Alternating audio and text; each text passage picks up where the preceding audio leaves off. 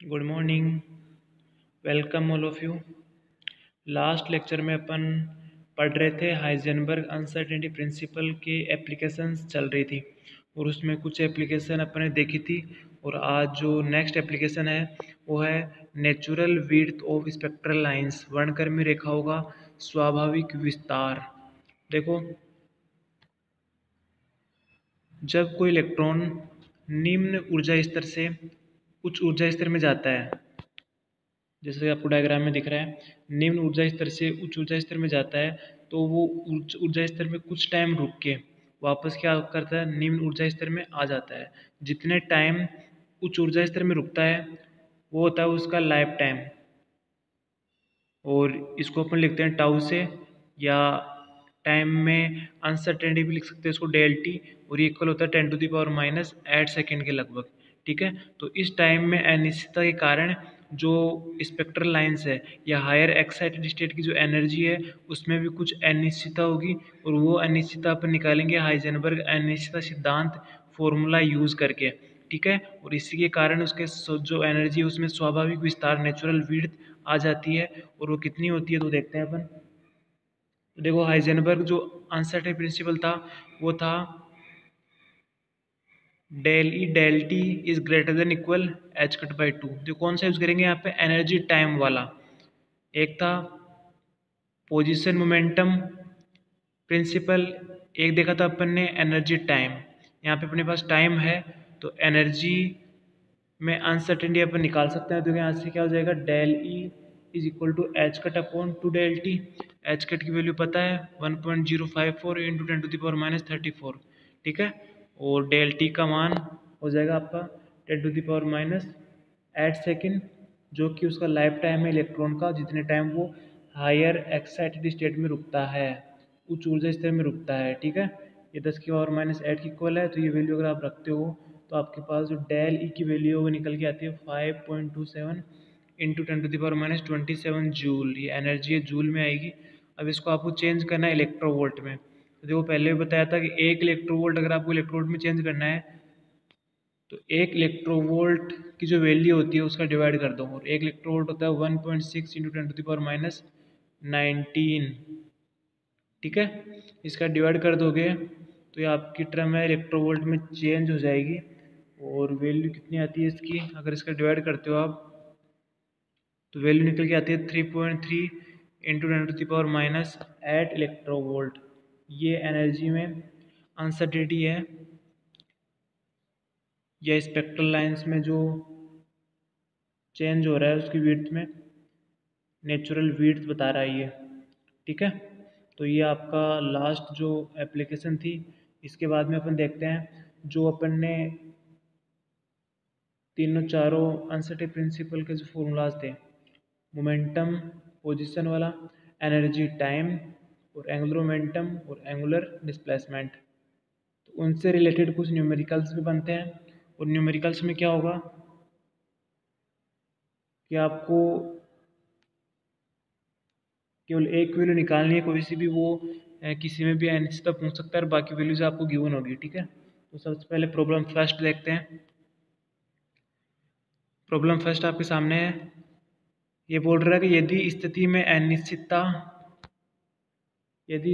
अनिश्चितता 0.1 नैनोमीटर हो तो इलेक्ट्रॉन के वेग में अनिश्चितता की गणना करो। सबसे पहले गिवन क्या है वो लिखना है। तो गिवन आपको स्थिति में अनिश्चितता मीन्स डेल एक्स दे रखा है 0.1 नैनोमीटर, और इलेक्ट्रॉन के वेग में अनिश्चितता निकालना है, डेल्टा वी का मान निकालना है। ठीक है, तो देखो सबसे पहले सॉल्यूशन में लिखना है आपको गिवन क्या है। तो गिवन है डेल एक्स, गिवन है 0.1 नैनोमीटर, और नैनोमीटर का मतलब होता है 10⁻⁹ मीटर। ठीक है, तो ये हो गया, और डेल भी आपको निकालना है। तो हाइजेनबर्ग अनिश्चितता सिद्धांत कौन सा लगाना है, del X del P is greater than equal H cut by two. अब यहाँ पे आपको डेल एक्स तो गिवन है और डेल भी निकालना है। इसका मतलब डेल पी का मान लिखना है आपको वेलोसिटी की फॉर्म में। तो मोमेंटम क्या होता है, पी। देखो, मोमेंटम पी जो होता है वो होता है M V, P is equal to M V. इसमें अगर अनिश्चितता लेते हैं तो पी की अनिश्चितता हो जाएगी डेल पी, और यहाँ पे m की वो अनिश्चितता नहीं है, क्योंकि m क्या कांस्टेंट है, तो m बाहर आ जाएगा, और v की अनिश्चितता डेल v। तो आप डेल p की जगह m डेल v रख सकते हो। तो यहाँ पे m डेल v अगर रखते हैं तो क्या हो जाएगा आपकी value, m del v is equal to H cut upon 2 del X. क्या चाहिए आपको, डेल v चाहिए, तो m को डिवाइड कर दो तो H cut upon 2m del X हो गया। एच कट की वैल्यू आप जानते हो, m जो है वो इलेक्ट्रॉन का मास होगा यहाँ पे, और डेल एक्स आपको दे रखा है।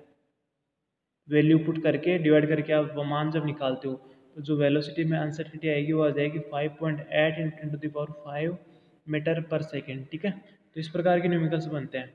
ऐसा न्यूमेरिकल आपका एनर्जी और टाइम वाले में भी बन सकता है। वहाँ पे हो सकता है कि आपको अभी जैसे निकाल लास्ट टाइम, अभी इसी में जो लास्ट एप्लीकेशन पढ़ी वैसा भी बन सकता है। अब इसके बाद में देखते हैं सेकेंड टाइप की प्रॉब्लम क्या आ सकती है। तो सेकेंड टाइप की प्रॉब्लम आपको गिवन है, स्क्रीन पे आपको दिख रही है कि एक कण जिसकी मात्रा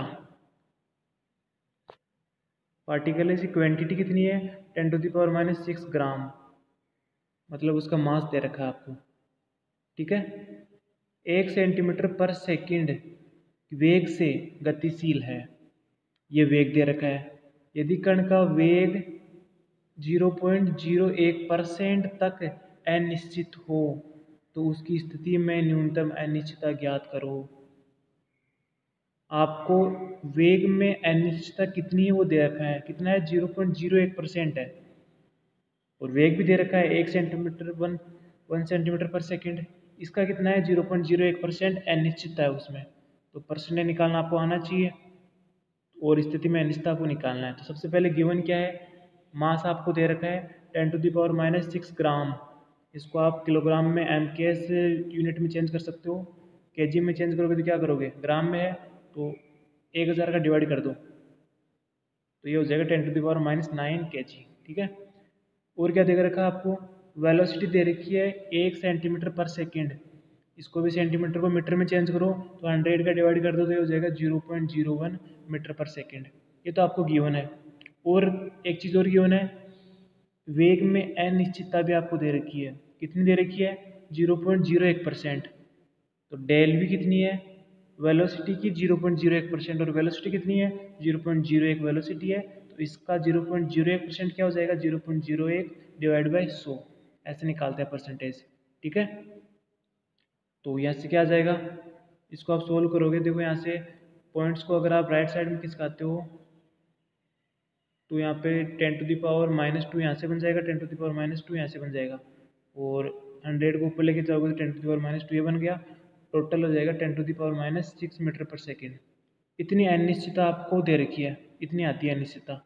ठीक है, और निकालना आपको डेल एक्स का मान।